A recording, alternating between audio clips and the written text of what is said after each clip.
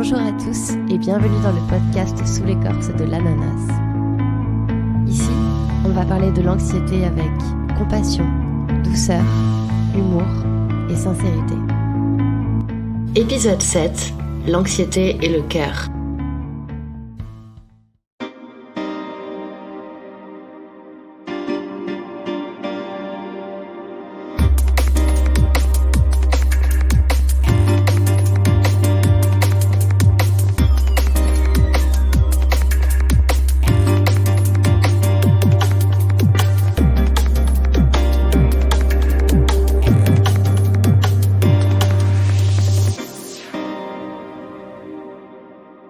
Salut, j'espère que vous allez bien et que vous avez passé une bonne semaine. C'est un épisode un petit peu particulier pour moi, disons hyper personnel et complètement dans mon mood des derniers mois qui sont passés. Dans cet épisode, je voulais aborder la question de l'anxiété dans les relations amoureuses et plus particulièrement lors des ruptures ou risques de rupture.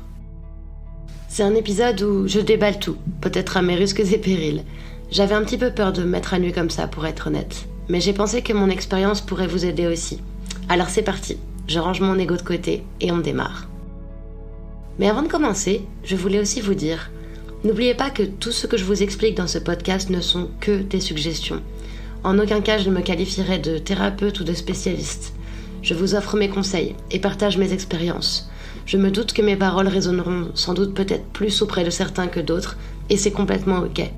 Peut-être que je vous fais rire, peut-être que je vous donne de l'amour, vous occupant dans votre trajet retour. Who knows ? En tout cas, merci de prendre le temps d'écouter ce podcast. Si jamais vous êtes en ce moment en train de vous remettre sur pied à la suite d'une séparation, sachez que je suis de tout cœur avec vous. Je comprends votre peine et j'espère que mes quelques mots vous apporteront un peu de réconfort. J'ai choisi de ne pas trop préparer cet épisode par volonté de vous parler vraiment avec le cœur. J'avais envie d'une authenticité complète, d'un épisode peut-être plus challenging pour moi, mais qui, je l'espère, sera peut-être plus à même à vous aider. Bon, allez, j'arrête de tourner autour du pot et on y va. Un jour, mon prince viendra. Il y a une chose à connaître à propos de moi. Je suis très romantique. Lorsque je tombe amoureuse, c'est très fort et très fleur bleue. Je suis très vite capable de beaucoup pour la personne que j'aime. Je rêvasse énormément, imagine tout un tas de scénarios hyper cuculapralines comme j'adore. C'est vraiment le bonheur et les arcs-en-ciel lorsque je tombe amoureuse en fait. Ça serait vous mentir si je vous disais que ça n'a pas été un problème par le passé. Je me suis retrouvée plus d'une fois piégée dans des relations toxiques et codépendantes dont je n'arrivais pas à me défaire. Par non-envie, mais honnêtement aussi par peur. Et principalement par peur. L'anxiété n'est pas seulement une partie isolée de ma vie, elle prend de la place un peu partout. Et c'était donc un peu inévitable d'avoir de l'anxiété avec les personnes qui nous sont le plus proches, donc petits copains en l'occurrence. Pendant plusieurs années, j'ai senti que je naviguais de relation en relation, cherchant quelqu'un qui puisse m'aider à me sauver, quelqu'un qui m'aiderait à combler ce petit vide que j'ai au fond du cœur. Je ne cherchais pas à le remplir par moi-même, je pensais que les hommes étaient les seuls antidotes. J'avais tort. Ce genre de pensée me bloquait dans des relations où je n'étais pas heureuse ou pas respectée. J'étais et baignais complètement dans un style d'attachement qu'on appelle le style d'attachement anxieux. En général, ça vient de sentiments d'insécurité et d'abandon durant l'enfance. Ça peut se manifester dans les relations interpersonnelles, par exemple en se sentant indigne d'être aimé ou en oubliant ses besoins personnels, au profit de ceux de son ou sa partenaire. Les personnes ayant un style d'attachement anxieux ont souvent peur ou même sont incapables d'être seules. Ils recherchent l'intimité et la proximité et sont très émotifs et dépendants des autres. La présence de l'être aimé apparaît comme un remède à leurs forts besoins émotionnels. Encore une fois, ce n'est pas la fin du monde si vous vous reconnaissez là-dedans. Le but, c'est d'apprendre et d'agir avec nos blocages pour qu'ils deviennent des supports et des moyens de pousser plus haut et grandir plus. Il y a quelques semaines, j'ai pris la décision de rompre avec mon copain. Ce n'était pas une décision facile, pour des tonnes de raisons.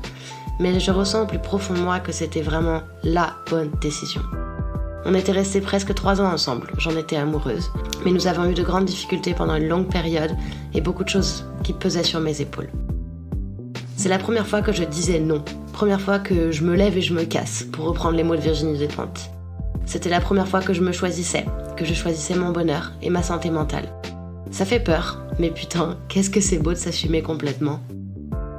Du coup, je voulais parler de cette anxiété dont on a honte et qui fait peur, celle d'être seule.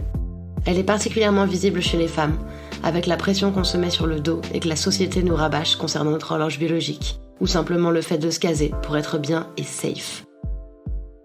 Il y en a un peu marre d'avoir peur. Il y en a un peu marre d'accepter les choses qu'on ne tolérerait jamais si on entendait ça dans la bouche de notre amie ou de notre sœur. Mais du coup, comment on se dépatouille de cette anxiété, de cette profonde peur d'être seule ? Le problème avec cette anxiété dans le couple et la peur d'être seule, c'est qu'on va avoir tendance à fantasmer sur un partenaire. Pas dans le sens sexuel, mais dans l'idée de ce qu'il pourrait être, de ce que la relation pourrait donner. Nos relations deviennent faussées et mensongères et ressemblent plus à une grosse dose d'espoir qu'à quelque chose que l'on peut vraiment construire sur du long terme. Lorsque nous avons ce trouble anxieux dans le couple, la gestion des conflits peut aussi devenir assez dangereuse pour soi. Je vais prendre l'exemple d'un ex-petit ami.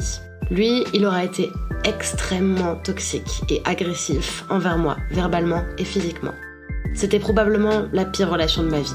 Le genre de truc qui laisse beaucoup de marques. Quand on se disputait, il me tenait tête et j'étais là à le supplier de ne pas partir. Ma peur de me retrouver seule me faisait tout accepter de lui, au point de m'oublier complètement. Et je ne vous cache pas que ça demande beaucoup de travail et de self-compassion pour arriver à se pardonner tout ça. Mais ce qui est sûr, c'est que c'est possible. Je pense que c'est par là que le travail pourrait commencer, en se pardonnant. Comme avec quelqu'un que l'on aurait blessé, laissez-vous du temps pour guérir et comprendre pourquoi vous en êtes là aujourd'hui. Qu'est-ce qui vous a amené à choisir ce partenaire ? Qu'est-ce qui vous a amené à accepter ceci et cela de cette personne ? Je trouve personnellement qu'il n'y a rien de plus beau que la rédemption et le fait de grandir un peu plus tous les jours.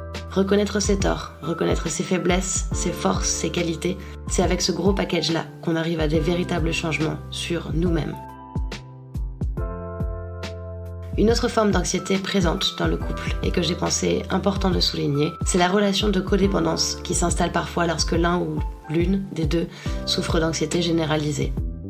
Au-delà du fait que ça soit pénible pour l'anxieux de souffrir d'anxiété, il y a parfois cette petite danse triste qui s'installe au sein du couple. La relation peut devenir très vite codépendante et donc l'un devra prendre en charge l'autre. Parfois ce sera l'anxieux qui prendra en charge son partenaire ou inversement. Le problème, c'est que ça crée un déséquilibre important et une atmosphère anxiogène très pesante. C'est un effet très visible et assez banal chez les anxieux, mais encore une fois, ce n'est pas une fatalité. L'apprentissage de l'anxiété est une chose que l'on réalise pour soi et qui fonctionnera avec du soutien, oui, mais en grande partie, ça viendra de soi. La force, le courage, la persévérance sont déjà des choses que vous avez en vous, donc accrochez-vous. Je vous parlais plutôt de ce petit copain qui avait été hyper borderline avec moi. À la suite de cette relation, j'aurais vraiment aimé avoir appris plus vite à me détacher de ce mode victime codépendant. Au final, j'étais un peu plus ancrée dans ce schéma et ce type de pensée, ce qui n'a fait qu'accentuer mon anxiété dans les relations amoureuses pendant des années. C'est finalement avec un soulagement immense que je me rends compte aujourd'hui qu'une grande partie de cette anxiété est derrière moi et que j'ai parcouru un chemin épineux, mais de façon juste. Je ne vais pas vous mentir, l'anxiété dans le couple, je pense qu'elle est coriace. Mais avec une dose énorme de self-love, vous comprendrez très vite que vous n'avez pas besoin de qui que ce soit pour avancer. Vous serez votre meilleur partenaire, votre meilleur compagnon de route. Je peux pas exagérer en vous disant que je suis passée de l'autre côté de la barrière et que maintenant je m'aime suffisamment pour ne pas trop m'attacher à l'amour des hommes. Mais disons que c'est plus équilibré. Si je devais vous conseiller sur des méthodes pour apprendre à vous aimer, je vous conseillerais de suivre ce que votre instinct vous suggère. Si vous ressentez une profonde envie d'écrire, écrivez. Si vous ressentez l'envie de lire, lisez. Si vous ressentez le besoin de voyager, prévoyez-vous un petit week-end quelque part ou quelques jours. Apprenez à vous écouter vous et vous verrez combien vous êtes merveilleux. Les pratiques de self-love sont un peu comme un entraînement sportif avant une grande course. Il faut de la patience, de la douceur et de la compassion. On y va par étapes. Il y a quelques mois, après une énième déception sentimentale, je m'étais motivée pour une énorme randonnée sur les falaises anglaises. C'était tellement jouissif d'avoir ce paysage rien que pour moi. J'avais mes musiques dans les oreilles et me concentrais sur mon bonheur. C'était un peu un régal. Le but en fait, c'est vraiment de vous faire plaisir. Ça peut être aussi une bonne série sous sa couette avec un Deliveroo. Personne ne juge. On veut pas tous grimper des falaises pour se faire du bien. Choisissez vraiment ce que vous voulez. J'espère que cet épisode vous aura peut-être fait un petit peu de bien, ou en tout cas consolé peut-être en cas d'une rupture ou d'un moment difficile. Sachez que je reste disponible sur le compte Instagram si besoin d'échanger ou de discuter. Je suis toujours là, toujours prête à vous répondre.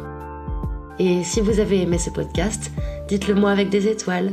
J'ai besoin de vous pour pouvoir le faire connaître, pour pouvoir aider plus de monde, plus de gens anxieux, plus de gens qui ont des compagnons de route un petit peu difficiles. Merci beaucoup de votre écoute et à très vite.